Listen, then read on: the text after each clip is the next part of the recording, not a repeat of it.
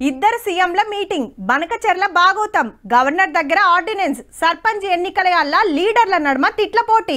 అన్న మీద గుస్సైతున్న కవితక్క కాంగ్రెస్ హామీల మీద బీఆర్ఎస్ పోరాటం పెట్టిన పథకాలు నడుస్తున్న పనులు చెప్తున్న సర్కార్ ఇగో గిట్లుందబ్బా ఇంకో దిక్కు రామన్న దంచిన స్పీచ్ మీద ఆటికెళ్ళి కాంగ్రెస్ వాళ్ళు అందుకున్నారు చూడురి మరి ఎవలేమన్నారో 6 గ్యారెంటీలు మర్చిపోదామా 420 దొంగ హామీలు మర్చిపోదామా 6 పథకాలని కళ్ళకు అవుపడితే కళ్ళల్లో ఏం పెట్టుకున్నావు ధృతరాష్ట్రంలాగా కళ్ళు కట్టుకున్నావా ఇందిరమ్మ ఇల్లు కనబడతలేవా రేషన్ కార్డులు కనబడతలేవా కేసీఆర్ గారు రోజు బ్రహ్మాండంగా భోజనం పెడుతున్నాడు కానీ ఈయన ఎవరో బిర్యానీ పెడతానంటున్నాడు కదా అని చెప్పి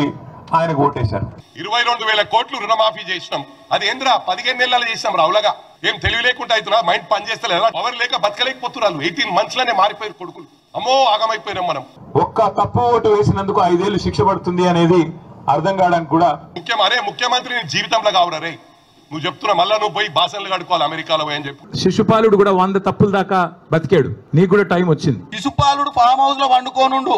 శిశుపాలుడు 10 సంవత్సరాలల్లా అన్ని తుంగలోకి దక్కితేనే ఒంగోబెట్టి మడత పెట్టి ఫామ్ హౌస్ లో పెట్టిరు మిమ్మల్ని మాత్రం 420 హామీల విషయంలో ఫుట్బాల్ ఆడే బాధ్యత మాదే సిరిసిల్లాల్నే